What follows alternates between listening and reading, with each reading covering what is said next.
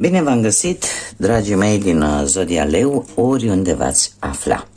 Tuturor bine ați venit pe canalul meu, Tarot Flori de Loto.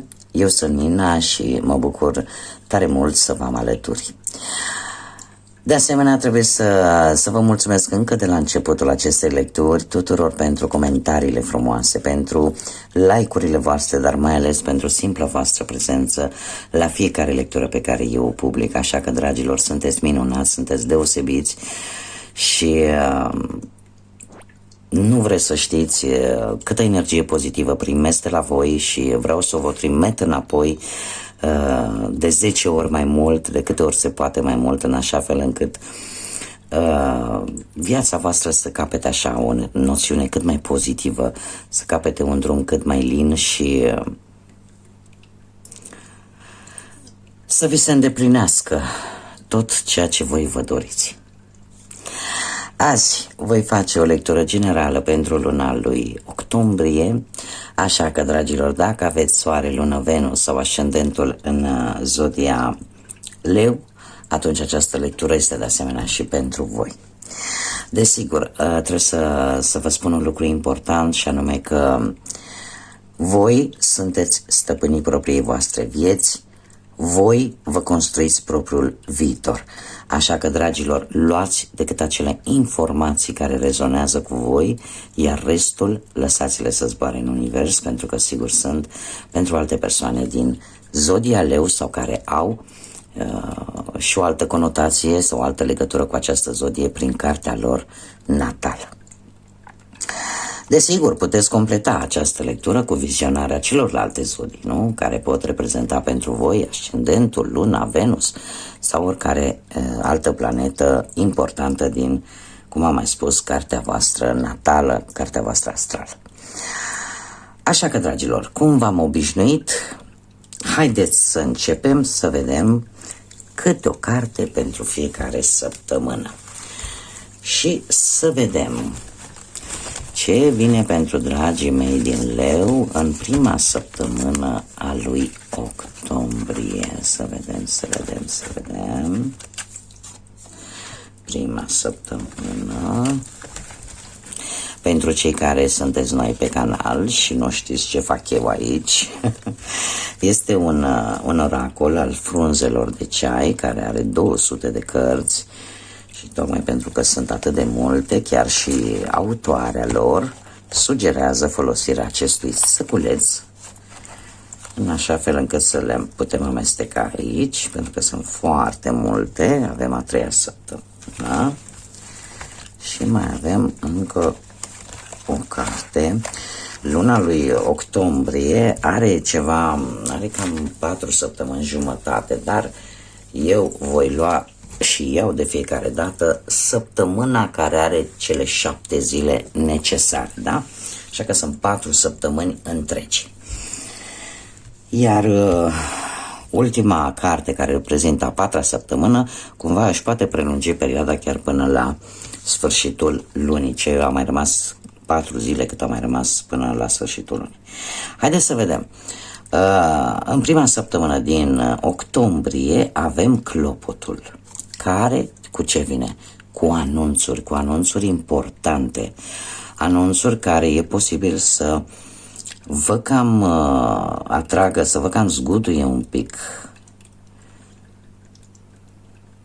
să vă cam ridice semne de întrebare. Haideți să vedem despre ce e vorba în a doua săptămână. Avem cuibul, o siguranță emoțională, o dragoste care te iubește, care îți oferă dragoste și ceva care este important pentru tine. Eu aș spune că un anunț posibil să fie ori despre venirea pe lumea unui copilaș, pentru că are legătură cu familia și cu emoțiile pe care tu le trăiești și sunt emoții de siguranță, ori unii dintre voi vor deveni părinți, iar această nouă situație vă deschide așa un pic sau vă face mai degrabă să simțiți anumite emoții sufletești, să vă gândiți, băi, deci eu chiar devin părinte, deci simțiți nevoia să faceți, parcă se schimbă ceva brusc în viața voastră. V-am spus, este un anunț important. care, cum am mai spus, poate să fie legat de această situație sau de o situație familiară importantă, care pentru voi este importantă. Aici avem un bărbat. În a treia săptămână veți avea ori înțelegeri sau ceva relații cu un bărbat care eu aș spune că are ușor părul grizonat, sprâncenele destul de groase, are un mic posibil semn la ochi, mai degrabă aș spune pe partea stângă, undeva în apropierea ochiului, un mic semn posibil de naștere sau aluniță, ceva. Dar care e posibil să aibă părul grizonat, adică nu de tot, să aibă mici șuviți așa de păr alb sau gri. Dar este cineva care are ceva de văzut cu tine sau cu familia ta. O să vedem ce ne spune și tarotul. Și în a patra săptămână avem punga, ceva important, cum ar fi un nou job sau un nou răsărit, o nouă oportunitate. Vei discuta ceva important cu această persoană. Dragilor, acest anunț important care vine încă din prima săptămână poate să fie relaționat chiar și cu viața profesională. Da? Și este posibil să aveți ori anumite negocieri, ori să faceți vreun interviu, ori... Dar este cineva care eu aș spune că voi îl cunoașteți. Dacă nu îl cunoașteți, este cineva foarte serios și cineva care posibil să mai aibă și un mic semn în bărbie, ori semn, ori gropiță. Din două una, dar sunt lucruri importante. Haideți să vedem ce ne spune și acest oracol al trandafirului mistic. Ce vine pentru leu în luna lui octombrie, te rog?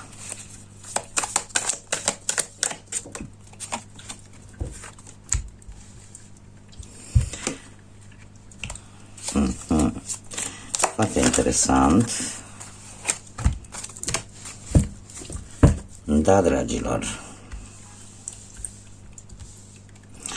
Haideți să vedem. Câteodată aveți acea senzație că parcă nu faceți îndeajuns. Și aici îmi vorbește foarte tare de o înțelegere, de un compromis pe care unii dintre voi îl vor face de-a lungul lunii lui octombrie, unde, cum să zic eu, va trebui să vă folosiți aici avem poker face, acea față de poker în care cumva să nu dați de înțeles de fapt care sunt adevăratele motive sau să vă faceți, să arătați poate că sunteți oarecum speriați sau că sunteți bucuroși sau că e acea față care nu spune nimic. Da? Să încercați totuși să vă păstrați pentru voi lucrurile importante. Da? Să vă jucați cartea fix așa cum trebuie. Avem o perioadă după acest lucru de, nu știu, o petrecere, o ceva care vine de-a lungul lunii lui, undeva către sfârșitul lui octombrie, probabil, nu știu, cu prieteni, vreo zi de naștere, vreo ceva. Un eveniment ăsta așa să mai vă distragă un pic atenția de la probleme, dar ce este foarte interesant este că aveți o anumită obsesie sau, nu știu, vreți să controlați ceva, iar asta vă blochează un pic emoțiile. Haideți să nu vă las chiar așa, să mai scoatem o carte, încă o carte, te rog, pentru Zodiac. Nu cred prea multe, dar cum s-a dus, asta s-a dus prima către zona respectivă, o păstrăm. Haideți să vedem. Da. Dragilor, unii dintre voi ați făcut o obsesie vis-a-vis de o anumită persoană, iar asta poate să fie o chimie un pic nesănătoasă, aș spune. Pasiunea trebuie să fie în mod egal. E o dorință care vă arde pe interior. O dorință care vă arde pe interior sunt anumite emoții pe care voi le blocați și nu le scoateți la suprafață. Și asta se poate face referire atât la viața amoroasă cât și la viața voastră în general. Sunt lucruri pe care nu le spuneți, sunt lucruri care le faceți pentru că cumva trebuie făcute, pentru că v-ați luat un compromis și chiar dacă simțiți anumite frustrări, poate pentru că vă gândiți, domne, parcă nu fac îndeajuns, parcă nu știu, e un fel de autosabotaj, toate gândurile astea. Cert este că de multe ori puneți acea imagine a voastră, cum că totul este în regulă, că totul este ok, acel poker face, dar de fapt pe voi vă frământă multe lucruri. Sunt dorințe pe care ați vrea să le duceți la bun sfârșit, dar din păcate, cum am mai spus, aveți un blocaj de emoții.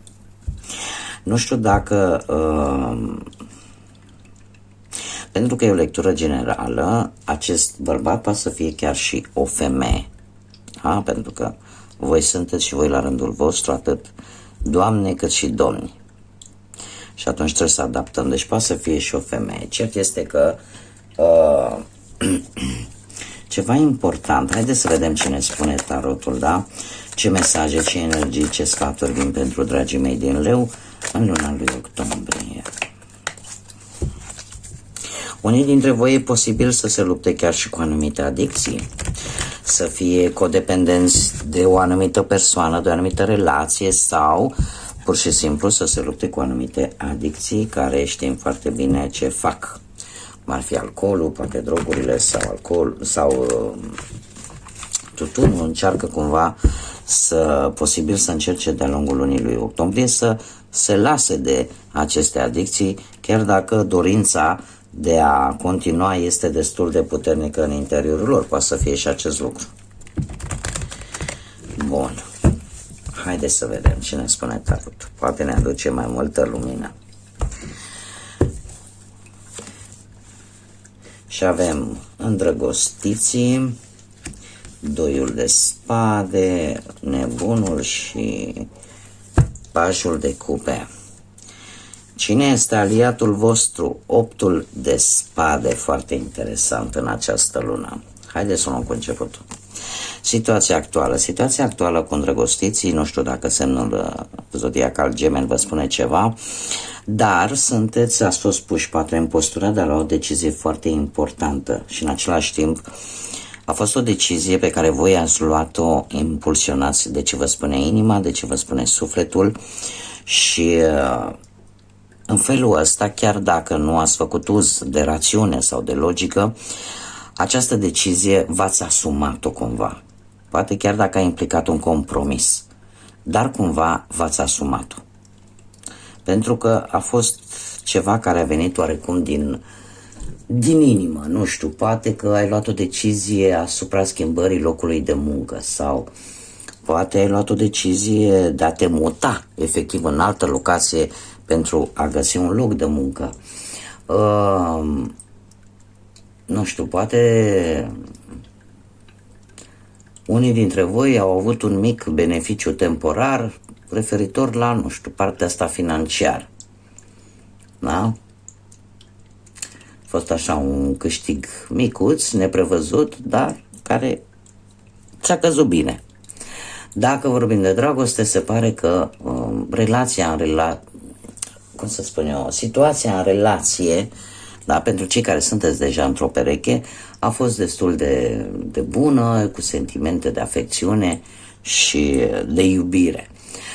Iar cei care sunteți singurei, posibil pentru unii dintre voi care sunteți singuri să fie apărut șansa unei relații cu vreun fost sau cu vreo fostă. Și eu aș mai adăuga, chiar și pentru cei care sunteți într-o pereche, să nu cumva să fie apărut tentația asta de a vorbi mai mult cu vreun fost sau cu vreo fostă. Bun, pe partea profesională, luna lui octombrie vine cu acest 2 de spade. Ce îmi spune asta? Îmi spune că exact același blocaj pe care îl vedem aici, apare un blocaj din punctul ăsta de vedere profesional. De ce? Pentru că aștepți un răspuns. Aștepți un răspuns important și dacă totul este bine planificat, este corect, ai mari șanse să iasă bine. Alții, în schimb, vor cere o a doua opinie.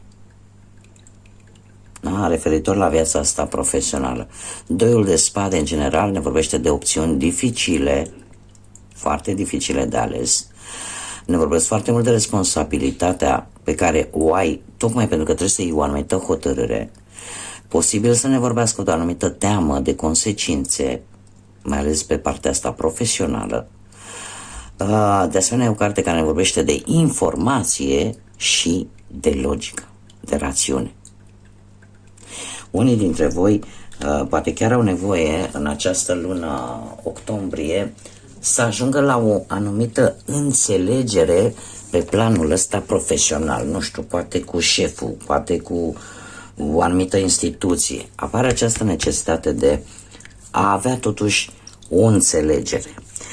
Pe partea banilor avem nebunul care ne vorbește de o posibilă creștere de bani din ceva nou, dar care, de asemenea, implică un compromis. Că bani pot veni, da, posibil, să apară o nouă sursă de bani, dar la rândul lor și această sumă de bani vine cu un compromis. Dacă ești dispus să începi ceva nou pe partea asta materială, chiar dacă asta duce logic la o schimbare, nu știi exact ce se va întâmpla, nu știi exact ce va veni, dar cumva ți asumi acest risc și ești dispus să faci acest compromis pentru a obține această sumă de bani. Pe partea dragostei, și asta cred eu că are legătură cu ceva important. Vedeți ca și aici. Nu știu, tind să cred că pentru cei care veți rezona cu această lectură, luna lui octombrie va fi o lună în care la voi partea asta profesională și partea materială va fi prioritară. Da? Parcă nu prea vă mai gândiți așa mult nici la dragoste, nici la iubire, cumva ceea ce unde vă canalizați voi energia este pe partea profesională și pe bănuți. Haideți să mergem mai departe. Și pe dragoste ce avem? Un paș de cupe, semne de apă, rac, pești și scorpion, care ne vorbesc despre posibil unii dintre voi să aveți o nouă relație cu cineva mai tânăr ca voi. Cei care sunt deja într-o relație, posibil să aveți ori vreo naștere în familie, ori vreo logodnă serioasă. Cert este că acest paș de cupe, în general, este un purtător de vești bune. Și în dragoste e posibil să vină o veste bună care să te facă să ai încredere mai mult în tine. Un bun moment pentru a te distra, și asta am văzut-o, vine un eveniment undeva un pic peste jumătatea lunii, aproape de sfârșitul lui octombrie, aveți o petrecere, un moment în care să vă mai destindeți așa un pic și în general ne vorbește de îmbunătățiri pe partea asta a dragostei. Probabil că tocmai din acest motiv voi sunteți canalizați mai mult pe partea profesională decât pe partea asta sentimentală, pentru că pe partea sentimentală, din câte văd eu aici, stați destul de bine, nu aveți probleme foarte mari. Acum, care este aliatul vostru în această lună octombrie? Și avem un 8 de spade. Dragilor, v-ați dat seama că visele, atâta timp cât rămân în faza de vise, nu vă ajută cu absolut nimic. Optul de spade e o carte care mie în particular nu-mi place foarte tare, dar sunt multe cărți care nu-mi plac și cred că și vouă, dar ea vine cu un adevăr foarte dur, și anume că în mod normal acest 8 de spade ne vorbește de autoblocaj, de a-ți face tot felul de scenarii, iar realitatea să fie cu totul alta. Acum, scenarii pot fi atât tu să gândești foarte pozitiv și de fapt realitatea să fie una destul de neagră, sau să-ți faci scenarii cât mai negative și poate în realitate nu sunt.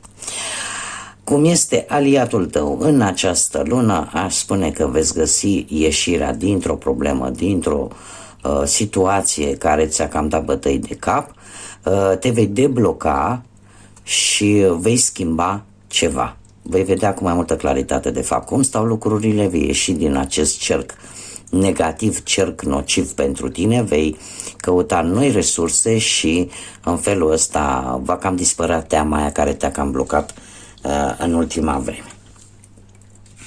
Haideți să vedem ce numere angelice am pentru voi, dragilor din Leu, în această lună.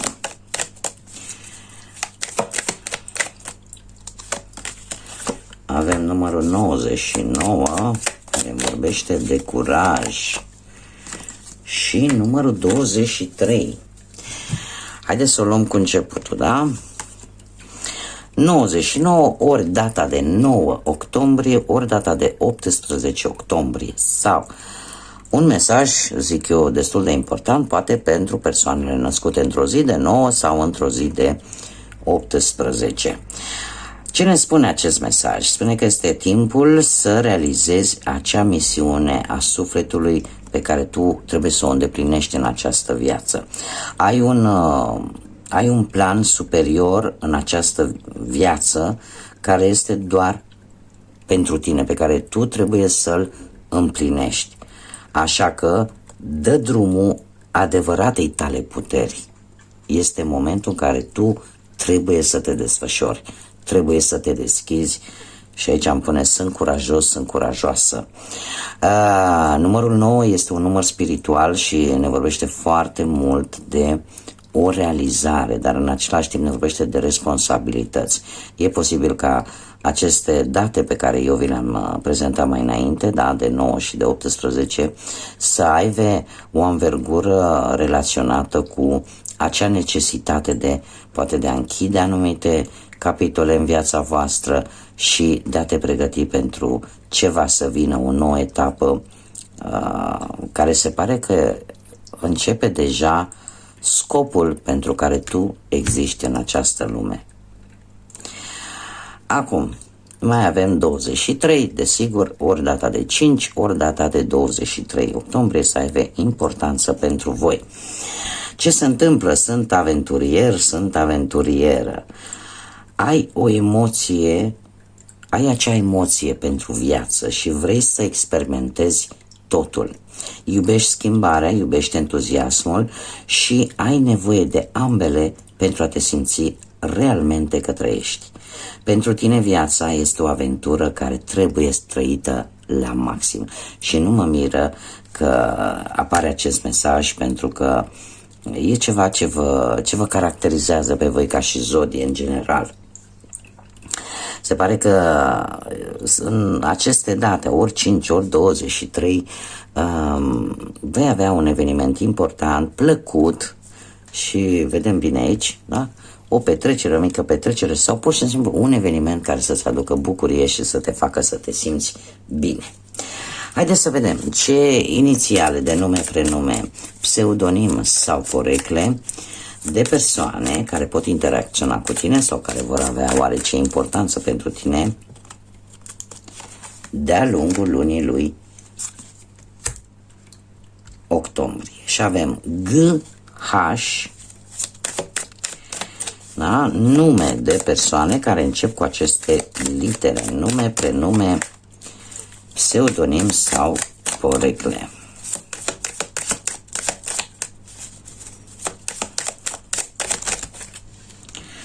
Avem V, încă o dată litera H, avem litera D, avem avem litera U,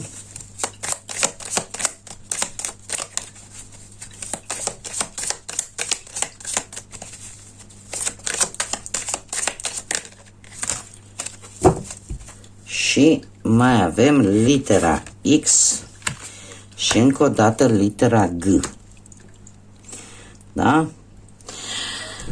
Bun, dragilor, acestea sunt literele, inițialele de nume, prenume, porecle sau pseudonim de persoane care vor avea ceva de spus sau cu care voi veți avea o interacțiune mai profundă în această lună octombrie. Aceasta a fost lectura pentru voi, dragilor. Eu vă mulțumesc pentru prezență și dorindu-vă să aveți un octombrie cât mai plin de energie, cât mai plin de vești bune și cât mai plin de dorințe împlinite, nu rămâne decât să vă spun să fiți iubiți, dragilor, până data viitoare când ne vom revedea.